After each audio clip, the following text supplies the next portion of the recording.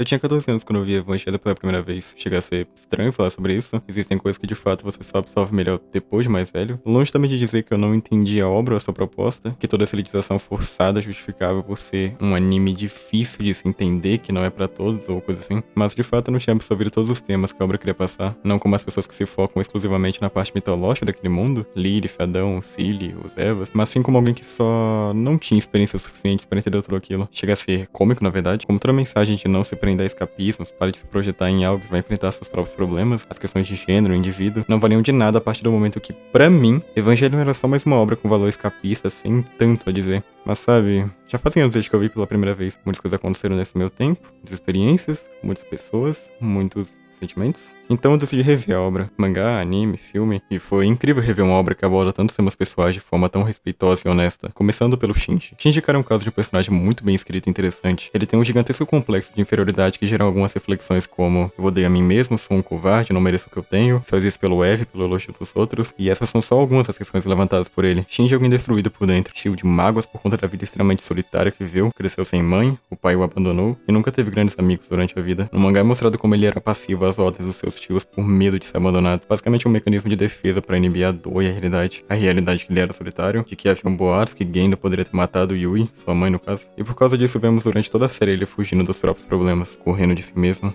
Ele não se ama.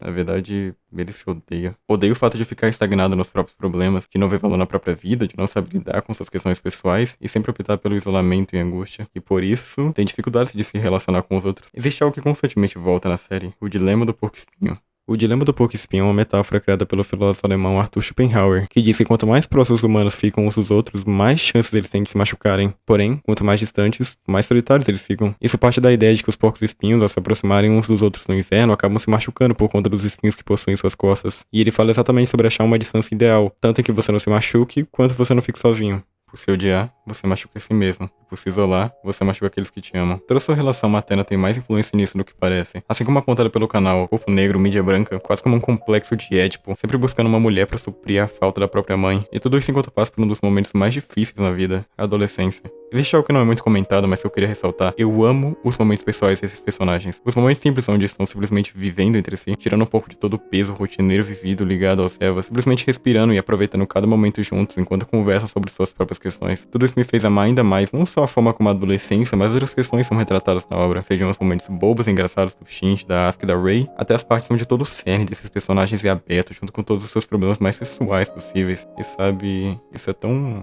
relacionável. Existe um motivo para me odiar tanto a elitização forçada dessa série. Evangelion é simples, de se ver e de se entender. Qualquer um que passe ou que tenha passado por algum momento difícil pode, em algum nível, se relacionar com o que está sendo passado. Problemas de aceitação, amor próprio, puberdade, questões familiares, desamparo, vida adulta, luta. São coisas quase universais colocadas em cima de uma roupagem mitológica, com anjos, mechas e etc. Comentário pessoal aqui.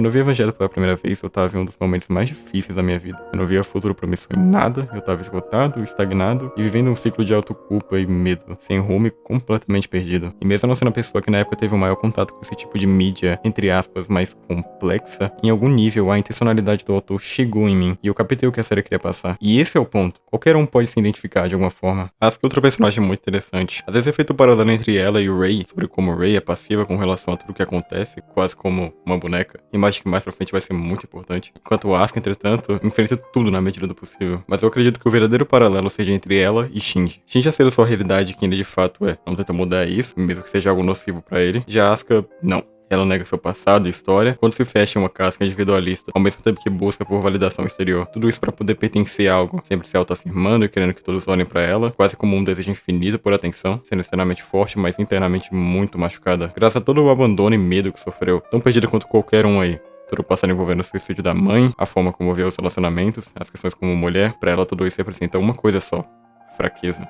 E se tem algo que ela odeia, é se sentir fraca. Existe algo em comum entre quase todos esses personagens. Os problemas familiares em algum nível. Quando Misato era criança, por exemplo, não teve o pai para confortá-la. Sua mãe chorava frequentemente por conta disso. Nas próprias palavras dela, Meu pai era um homem que apenas vivia pela pesquisa dele para seus sonhos pessoais. Ele excluía todo o resto ao seu redor. Eu nunca o perdoei por isso. Na realidade, eu o odiava. Ele nunca cuidou de mim, da minha mãe ou sequer da família. Os amigos dele sempre diziam que ele era uma pessoa sensível e delicada, mas na verdade ele era só uma pessoa fraca, que não quis enfrentar sua realidade, a realidade chamada família. Ele estava como uma criança. Então eu concordei com minha mãe quando ela decidiu se divorciar, já que ela estava sempre chorando. Ele estava deprimido com isso. Porém, um dia, ele se sacrificou para salvar minha vida durante o segundo impacto. Então eu não sabia se eu o odiava ou o amava. A única coisa que estava clara pra mim era que eu queria destruir todos os anjos que causaram o segundo impacto. Para fazer isso, eu me uni a Nerve, mas eu acho que ela sinto raiva dele. Queria vingá-lo pra assim me livrar disso. Mas no fim, essa pessoa que ela tanto odiava, deu a vida por ela, o que a abalou por muito tempo de sua vida. Por conta de tantos sentimentos conflitantes em relação ao pai, acabou gerando em Misato uma visão distorcida sobre os homens ao seu redor, e aos relacionamentos no geral. No fim, ela sem que percebesse, acabou se apaixonando por um homem muito parecido com seu pai, sensível e focado em seus objetivos pessoais, mesmo que tenha que abandoná-la para cumpri-los. Existe algo não abordado no anime a respeito do passado do Kat. Por ser um material exclusivo do mangá, caso você não queira tomar spoiler, pode pular pro tempo que tá aí na tela. Nos é mostrado através do Kat criança como era de fato o mundo pós-segundo impacto. Toda a desigualdade, fome, miséria e morte. Todos os horrores cometidos pelo governo e pela Nerve. Em determinado momento, encurralado e sem muitas opções para sobreviver, Kat decide dedurar onde estavam seus amigos, dizendo onde era seu esconderijo. Então, soldados vão lá e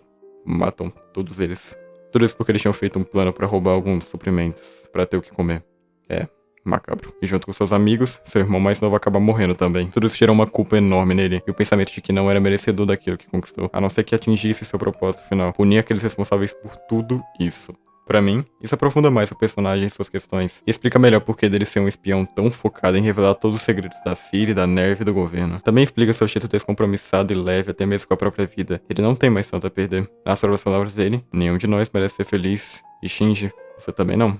No fim, ele entrega sua investigação nas mãos a Misato para que ela pudesse terminar tudo isso de uma vez, morrendo arrependido de não ter dito seus verdadeiros sentimentos 8 anos atrás, triste de não ter sido corajoso o suficiente para enfrentar seus próprios problemas, arrependido por não ter esclarecido tudo à mulher que ele amava, e assim como o pai de Misato, os dois morreram expressando todo o seu amor que sentiam por ela, ambos à sua maneira. Existem outros momentos no mangá parecidos com esse, como por exemplo a parte em que o Toji chora e desabafa pro Shinji sobre tudo o que estava sentindo, sendo quase um prenúncio do que viria depois. Mas voltando pra Misato, Misato é a mulher que experimentou os aspectos mais amargos que a vida podia oferecer. Ela é imatura, sentimental e extremamente quebrada por dentro. Ela não entende outras formas de amor, por isso procura escapismo nas suas relações sexuais, pra tentar ignorar todos os problemas que carrega. Tem essa cena, no penúltimo episódio do anime, se eu não me engano, em que aparece a Misato criança, enquanto organiza um brinquedo. Conforme o tempo, as peças vão se ordenando, mas a sua imagem vai ficando cada vez mais rasgada e quebrada. A analogia é clara, sempre tentando deixar tudo externamente organizado por fora, mas por dentro ficando cada vez mais bagunçada. Se olhar com atenção, Misato sempre tenta deixar tudo ao seu redor sob controle. Sua relação como tutora, seu trabalho, seu objetivo envolvendo os anjos, que é basicamente vingança pessoal, mas nunca de fato focando em si mesma, ficando por dentro cada vez mais afogada em seus próprios medos. Medo de quem ela realmente é, medo de como é vista, de como se relaciona com os homens ao seu redor, da visão que tem sobre o amor, muitas vezes se relacionando com o desejo carnal, porque só assim ela de fato conseguiu se conectar sentimentalmente com alguém. Ela se acha suja por tudo que fez. Ela tem consciência da própria maturidade, que projeta nos outros aquilo que gostaria de ser ou fazer, mas ao mesmo tempo ela gosta disso. Gosta de como se relaciona e se conecta com os outros. Gosta de se sentir suja, entre aspas. Ela se sente livre, assim. Hitsuko tem dramas muito parecidos com os de Misato. Existe esse computador, na série chamada de Mag. Ele é basicamente um hardware ocupado por 3 consciências diferentes, que foi feito pela Naoko Akagi, a mãe da Hitsuko. E ele é diretamente ligado com ela, já que as 3 consciências representam, respectivamente, seu lado como mulher, como mãe e como cientista. Naoko era apaixonada por Gendo, e buscava substituir o vazio que Yui deixou após sua morte. Tanto que quando descobriu que Yui havia morrido, sua reação foi basicamente de indiferença. Até que Rei é criada, sendo essa um clone de Yui, acaba acontecendo uma das cenas mais violentas e estranhas da obra. Após Rei dizer pra Naoko que ela não tinha importância pra Gendo e que não passava de uma bruxa velha, ela a enforca e acaba com sua vida. E depois comete suicídio. Hitsuko conhecia a mãe, e por isso desprezava esse seu lado. Cresceu com alguém fria, sentia raiva e não entendia por que a mãe era tão devota a um homem que a tanto fazia mal, e por conta disso passou a odiá-la, tanto como mãe, quanto principalmente como mulher. Não entendia como ela foi capaz de fazer tantas coisas terríveis e de ter se tornado alguém tão desprezível por conta de amor, o que é irônico, visto que quanto mais chegamos perto do fim, mais ela se assemelha com a própria mãe, se apaixonando inclusive pelo mesmo homem, e ao final de tudo, se sentindo usada por ele, como se fosse apenas uma simples ferramenta. Até que no fim, acaba sendo traída pela própria progenitora, visto que durante seu plano para matar Gendo e Kari e explodir uma parte do QG da Nerve, uma das consciências do Mag interfere e não autoriza a autodestruição, justamente o lado que representa o aspecto da mulher. Para mim, A principal mensagem que Itsuko carrega é sobre as relações conflituosas entre homens e mulheres, sendo algo muitas vezes sem resposta, e isso gera um conflito muito interessante, visto que Itsuko, uma cientista que resolve todos os seus problemas com base em logísticas, acaba tendo que lidar com algo tão amplo sem resposta como o amor, tendo que entrar em conflito com o seu lado feminino, tendo que entrar em contato com situações como amores problemáticos, por exemplo. Quase em conjunto com Itsuko temos Rei. É estranho falar da relação das duas. Itsuko, essa pessoa que nutre um ódio tão grande pela mãe, mas que acaba cultivando uma violência muito parecida com ela, tentando inclusive enforcar Rei pelos mesmos motivos da mãe. E falando sobre Rei, talvez ela seja a que mais se conecta diretamente com a lore de Evangelion, sendo essa um clone de Yui, com uma parte da consciência de Lilith, tudo que para a personagem vem de uma visão extremamente existencialista, com ela nem ao menos conseguindo se reconhecer como indivíduo singular. Pensa comigo, imagina se você de vez em quando fosse simplesmente resetado. De certa forma você seria o mesmo, ainda teria o mesmo corpo, mas não as mesmas memórias e experiências. O que você sentiria sabendo que perdeu aquilo que te tornava único? Você sentiria vazio? Talvez essa pergunta seja um bom começo para entendermos essa personagem, incluindo suas 3 versões. Rei é alguém extremamente sem voz própria ou sequer capacidade de agir contra as coisas ao seu redor, completamente apática e sem desejo algum por mudança. Ela foi ensinada a vida toda a ser assim. Por que deveria mudar agora? Tão passiva quanto uma boneca. Existe uma cena em The End of Evangelion, onde para completar o plano de instrumentalidade humana, Gendo precisa se unir a Rei, no sentido literal da coisa. E durante o ato, por assim dizer, Rei acabou negando, logo após dizer: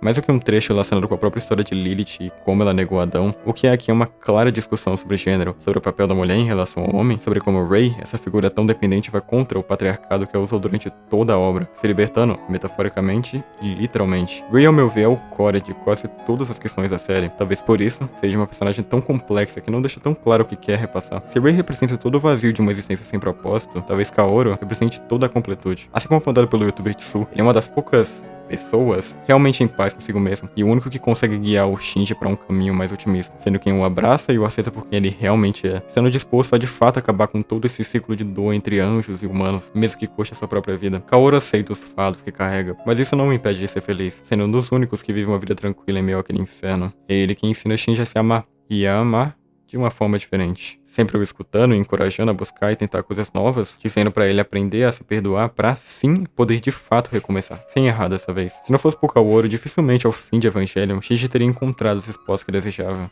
E por fim, Gendo e Karen. Gendo é o que Shinji poderia ter se tornado se não tivesse experienciado tudo isso. Ele é completamente preso ao passado, não conseguindo lidar com o fato de não ter mais o afeto de Yui pra reconfortá-lo, fugindo e negligenciando tudo ao seu redor, em prol de seu objetivo egoísta, incluindo seu filho. De maduro, só restou a idade. Shinji e Gendo são muito parecidos. Ambos sentem que não merecem ser amados e sempre fogem da realidade de alguma forma. A diferença fundamental foi que, mesmo fraquejando nos momentos mais importantes, Shinji queria mudar, queria ser diferente. Ao contrário de Gendo, pessoa essa que desejou incessantemente se privar de tudo, usando quem fosse necessário para isso, se vendo apenas como um objeto de ódio para as outras pessoas. No fim, não passou de um covarde que temeu até o próprio filho, buscando um mundo imaginário onde não precisasse encarar a sua própria dor, que até pela pessoa que mais amava, foi no fim, negado. Eu acho que tá na hora de falar dos finais. The End of Evangelion é um dos meus filmes favoritos, e também um dos mais tristes, reflexo direto da produção conturbada dos últimos episódios do anime e da péssima recepção que sofreram, com a equipe de produção sendo inclusive ameaçada de morte e sofrendo diversas pichações na sede da empresa responsável pelo anime. Esse final encapsula bem toda a raiva e tristeza do criador, como ele dizendo no começo da segunda parte do filme: eu expresso minha gratidão à equipe, ao elenco, e às 5 mulheres que trouxeram este filme ao final novamente. Muito obrigado. Hideaki Anno. Se antes era uma história sobre abraçar pessoas problemáticas e mostrá-las que não estão sozinhas para ajudar a entender seus problemas, agora não passa de um showcase violento e visualmente bonito. Não me entenda errado, eu não tô dizendo que esse filme é ruim, até porque ele não é. Mas sim que o que ele de fato quer passar é como essa imagem deturpada que as pessoas têm sobre o que é Evangelion não leva a nada. É vazio. Todo o espetáculo visual da instrumentalidade humana e das lutas ocorre, mas o cast principal, em especial o Shinji, terminam tão vazios quanto começaram, completamente sem respostas e sem saber o que fazer. Não importa quantas vezes você mude o mundo, enquanto não transformar a si mesmo, nada disso vale de algo. Nada que é aconchegante ou sequer caloroso. O Shinji é praticamente torturado e pressionado o filme todo, até seu ego ser completamente destruído. Esse que um dia foi só um garoto confuso, aqui não passa de uma figura problemática e violenta que desconta toda a sua raiva na Asuka. Isso tudo acaba levando a um dos finais mais amargos que eu já vi em um filme. Mas, sabe, eu não gosto disso. Essa sensação ruim, como se algo que um dia foi tão bonito fosse repentinamente destruído, eu acho que eu quero recomeçar essa parte.